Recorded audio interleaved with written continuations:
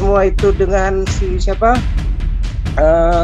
si Somad segala ya, atau si Egy Sujana mau masalahkan si Buya Syakur begitu, termasuk beberapa ulama-ulama NU juga ya yang mungkin kepanasan mengkonter langsung ceramahnya si Buya Syakur begitu, justru begitu ya, untuk membuka cakrawala orang Muslim. Berdasarkan ucapan Gus Dur tersebut, justru Buya Syakur kemudian mengajak jemaah untuk berpikir kritis, jangan takut murtad. Oleh karena itu, yuk sekarang kita berpikir, jangan takut murtad dong, daripada kamu mempercayai sesuatu yang tidak benar, betul nggak?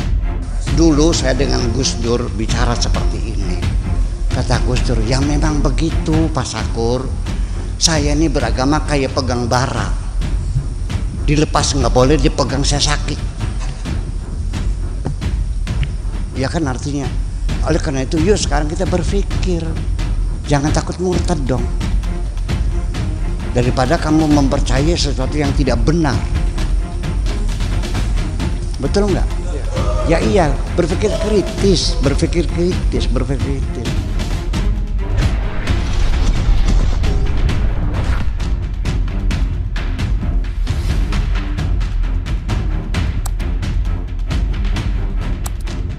Ini terkait dengan judulnya Gibran, kemudian Panji Gumilang dan Buya Syakur. Ya, silakan Pak Iskan. Oke Pak Kuang, terima kasih. Jadi Buya Syakur ini kan udah hampir 75 tahun nih Pak ya. Jadi ulama, pengajar juga pondok pesantren. Nah, dia memang dari NU ya. Jadi walaupun namanya Buya ya, yang mungkin orang berpikir itu mungkin ya sekelas apa ya, bapak lah yang dituakan begitu ya, yang dihormati begitu. Tapi dia dari NU. Nah, jadi si Buya ini luar biasa ya, latar belakangnya, pendidikannya banyak di Timur Tengah. Dia sempat ngomong kan hampir 20 tahun ya. Jadi sempat belajar di Irak, Kairo begitu ya, Tunisia, bahkan di Inggris juga, di Tunisia, bahkan dia sempat jadi staf ahli kedutaan besar di Tunisia begitu. Waktu dia jadi S2 ya di sana, sebelum dia ambil tingkat doktoralnya di London. Nah, jadi kita lihat ini pendidikannya dia tentang Al-Quran di Libya ya, mulai tahun 77 begitu. Sastra Arab juga dia pelajari begitu. Juga sastra linguistik di Tunisia dia pelajari. Jadi banyak bidang studi yang dia pelajari begitu. Sebelum dia jadi staf ahli besar di Tunisia sekaligus ya, waktu dia kuliah di Tunisia. Dia ngambil juga doktoral dialog teater begitu. Nah, jadi belajar juga dia di Afrika dan Eropa begitu. Jadi ya, dia bilang hampir 20 tahun. Jadi kelas dia ini luar biasa, kelas-kelas level wawasan, intelektualitas, pendidikannya ya model-model Abdurrahman Wahid ya, Gus Dur, Quraisy Shihab, Nurcholish Madjid, Alwi Shihab begitu. Jadi boleh dibilang intelektual Muslim begitu ya, bukan kacangan yang modelnya koar-koar seperti si Somad, seperti si Hidayat, seperti siapa tuh yang brewok itu tuh kan, yang Wahabi itu, ya siapa tuh namanya tuh yang Wahabi yang katanya nggak boleh wayang itu, katanya nggak boleh begitu di Muslim, Siti Ganti. Nah, jadi kelasnya ini memang benar-benar terpelajar begitu. Mestinya kaum Muslim ini berbangga ya, punya intelektual Muslim yang minimal menempuh pendidikan yang bukan level gampangan ya, yang model Ustadz Somad, Ustadz Hidayat ya, itu sih mungkin baru kelas S2 ya, tapi koar-koarnya udah kayak apa begitu, model AA game yang mungkin cuma belajar S1 S2 doang begitu ya. Nah, jadi jauh begitu. Kita juga bisa melihat cara hidup mereka, tutur kata mereka, integritas mereka, istri masih satu setia, ya beda lah dengan model Somad, model Agim yang istrinya dua, istri lamanya diceraikan, ditinggalkan, anaknya ditinggalkan begitu saja, begitu kan. Nah, ini orang-orang yang punya integritas, begitu ya, integritas yang dia bisa raih dari pendidikan, begitu. Dan dia penulis buku, begitu. Kalau Somad sama si Hidayat sama si siapa itu yang bilang wayang nggak boleh, ya, nah, itu ya kelas cawe-cawe lah, ya, nggak pernah nulis buku, begitu jauh. Buya Syakur banyak di tulisan bukunya itu mungkin ada puluhan, begitu ya, dan termasuk pemikir. Nah, mestinya NU semua itu intelektual Muslim itu berbangga punya tokoh-tokoh seperti ini. Dan kita lihat mereka juga orang-orang yang cukup nasionalis ya, Buya Syakur, Alwi Shihab maupun si siapa Gus Dur cukup nasionalis, begitu. Bagaimana dengan walaupun mereka Islam tapi berusaha untuk menjaga NKRI ini, begitu ya, nggak mudah mengkafir-kafirkan, begitu. Jadi yang kita kenal dengan bahasa moderat, begitu. Nah, jadi sempat kan tapi sosok si siapa nih Buya Syakur ini luar biasanya di zaman internet ini, ya dia dakwanya lewat sosmed, gitu ya, terkenal di sosmed, begitu. Nah, itu yang luar biasa. Jadi tiap hari, tiap sehari mungkin bisa 2-3 kali dia posting, itu bisa dilihat banyak orang untuk pencerdasan buat Muslim, begitu. Nah, jadi itu beberapa pembicaraannya yang membuat pusing di telinga, panas di telinga orang-orang Muslim yang memang otaknya, ya, wawasannya cetek, begitu ya, yang jauh masih tertinggal ya dari peradaban dunia yang sudah maju, begitu.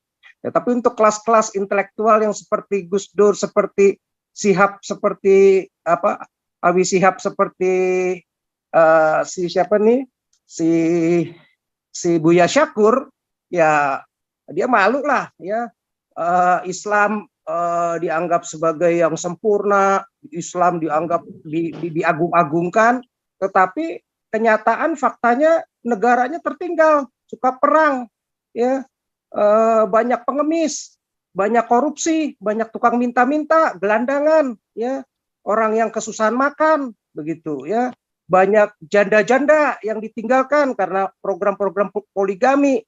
Nah, dia juga akhirnya bisa melihat karena orang S3, profesor, ya, dia bisa mengamati, begitu ya, bukan seperti muslim-muslim yang cuman panas hati, panas emosi doang, otaknya cetek, wawasan cetek, nggak pernah ngelihat dunia kali ya. Nah, gitu. Jadi berbeda dengan mereka. Nah, jadi ya mulai lewat ceramahnya Buya Syakur itu mulai memberi wawasan kepada, ya, minimal kalangan-kalangannya dia dulu ya, umatnya dia, santrinya dia yang ada di pesantren dia, lewat kuliah-kuliah umum dia ya. Nah, lewat tausiah-tausiah dia, dan tapi karena itu dipublish jadi kan terdengar ya. Nah, itu yang bikin panas hati ya. Itu juga mungkin bisa mengancam model-model ustadz-ustadz yang kelasnya Ma'ruf Amin, yang kelasnya seperti Anwar Abbas ya, seperti UAS. Nah, mungkin akan tersisi kalau model ceramahnya seperti Buya Syakur, mereka tidak akan laku, begitu ya, model-model Rizik ya yang lebih mengedepankan kekerasan, intimidasi, ya, perlakuan-perlakuan diskriminasi, ya, pembodohan-pembodohan. Nah, jadi berbeda. Ini mau mengajak umat muslimnya justru maju, begitu. Jangan kalah dengan negara-negara Barat dan Eropa, begitu ya, progresif. Nah, tapi kan nggak bisa diterima, ya, justru ya difitnah lah model-model seperti Egy Sujana segala macam, kan kita bisa jelas tahu dibanding Buya Syakur orang baik ya, karakternya juga udah beda sama Egy Sujana.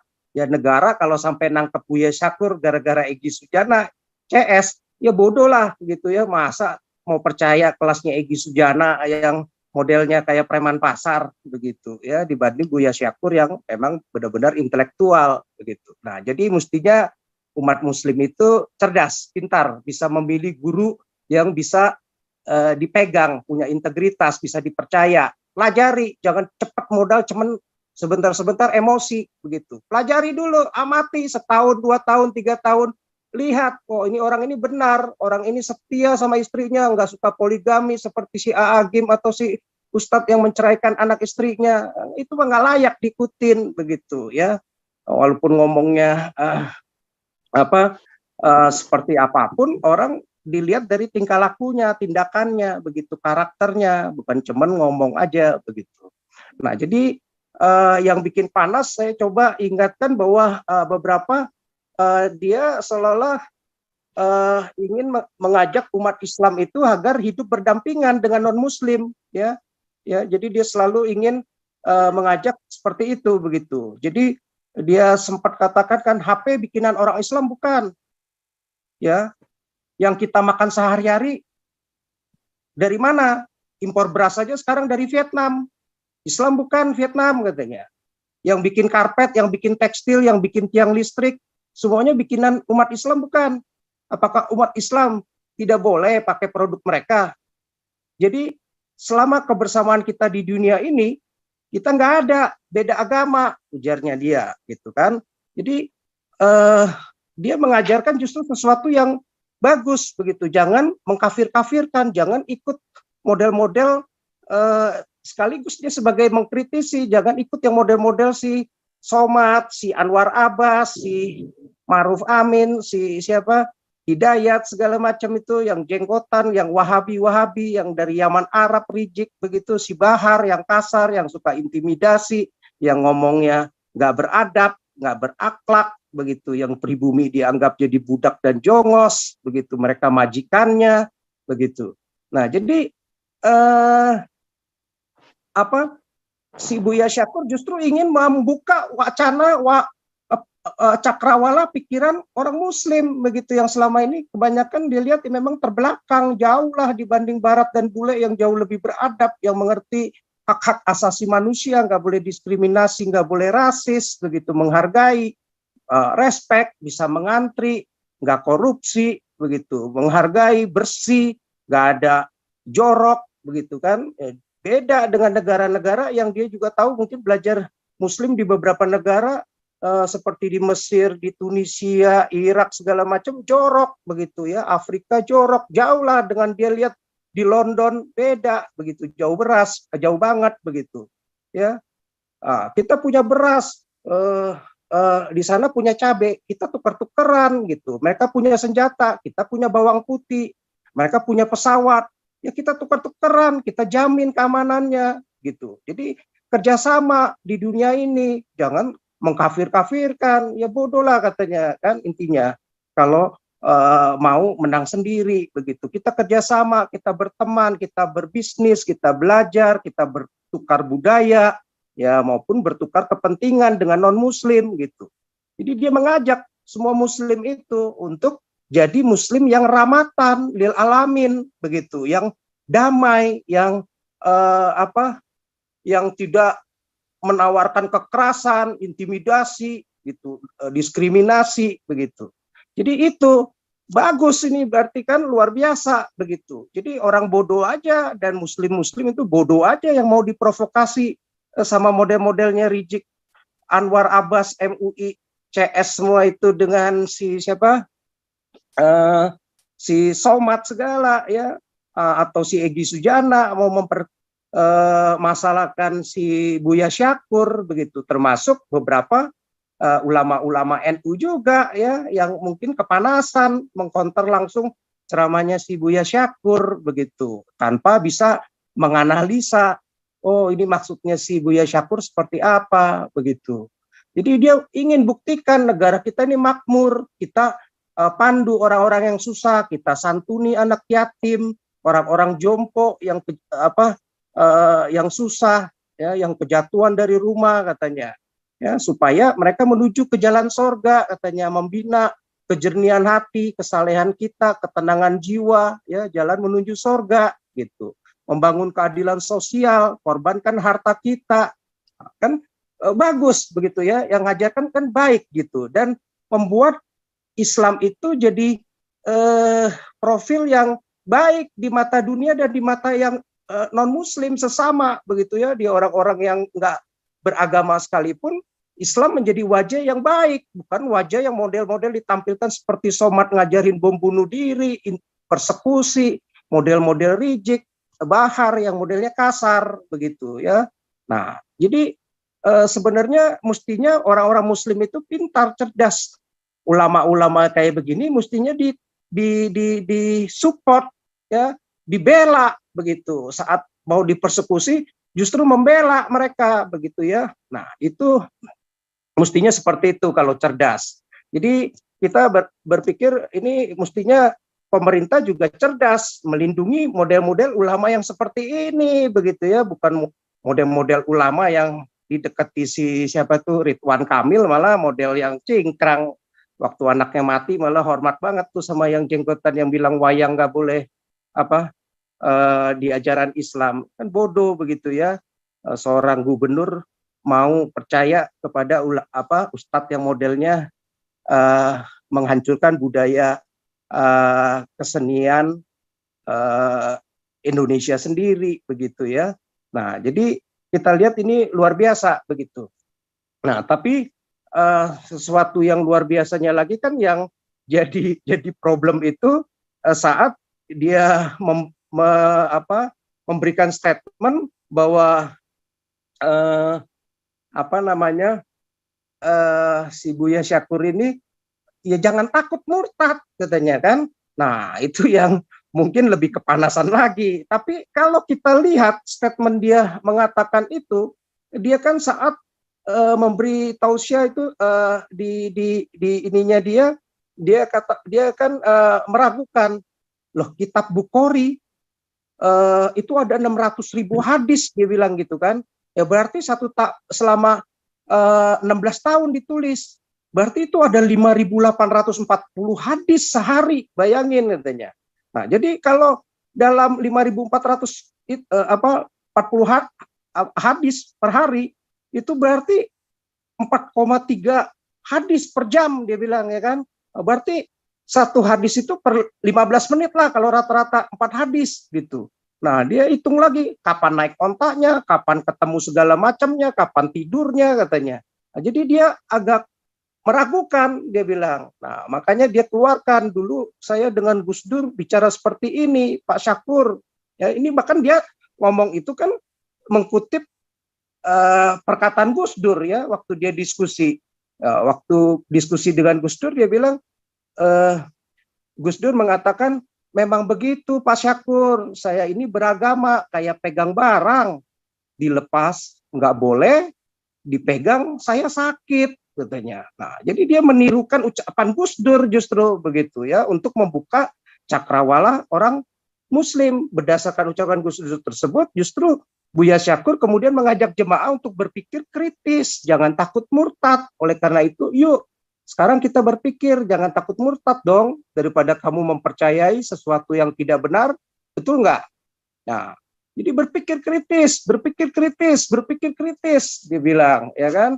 Nah, jadi justru bersyukur gitu loh, bukannya malah di-blame, malah diintimidasi, mau dipersekusi. Mestinya Muslim bersyukur kalau Buya Syakur itu membawa umat Muslim itu kepada sesuatu yang damai, sesuatu yang kepada kebenaran, bukannya ikut yang model Egy Sujana yang mempersekusi kepada ketidakbenaran. Ya gimana mau masuk surga kalau mempersekusi orang, mengintimidasi saat orang menyatakan kebenaran. Ya mestinya ditelaah dulu, dianalisa setahun, 2 tahun, 3 tahun, dilihat baik-baik dengan hati nurani, dengan logika yang benar, cari fakta, cari datanya, cari infonya, bukan panas hati, cepet-cepet demo, cepet-cepet penistaan. Ya kalau penistaan mulu, ya lama-lama orang ngelihat ini memang ajaran nista.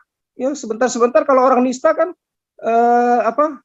selalu ternista mulu. Kalau orang merasa ternista mulu, sebentar-sebentar kan lapor. Ya kayak kita punya anak suka dibully terus karena merasa nista, lapor-lapor mulu begitu ya, sama aja ya. Jadi kalau orang ganteng wajahnya, di blame dia di nista bilang katakan, wah kamu nih jelek, kamu ini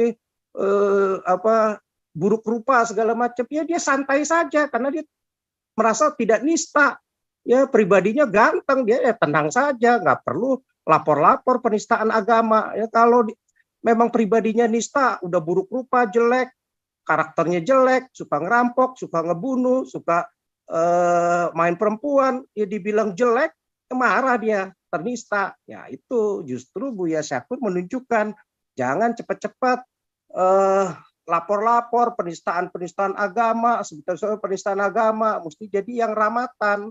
Artinya si Buya Syakur ini mengajarkan yang baik, mendidik umat Islam itu jadi umat-umat yang ramatan gitu loh, ya jangan cepat panasan, ya. Nah itu sebenarnya mestinya bersyukur begitu. Jadi dia ngajarin, ayo dong kita harus berubah, jangan model begitu, apalagi kita hidup berbangsa harus jaga untuk persatuan supaya bangsa kita itu maju begitu. Nah, itu kira-kira untuk Buya Syakur, Pak Kwang. Saya coba masuk lagi atau nanti saya terusin lagi kelamaan atau ini dulu saya langsung terusin, Pak Kwang. Ya, terusin aja. Nah. Oke. Jadi saya terusin ya, takutnya kelamaan nih. Ada beberapa, takutnya ada yang lain masuk. Oke, nanti kasih tahu kalau ada yang lain mau bicara. Nanti setelah ini Jadi, Pak Robert Mewengkang.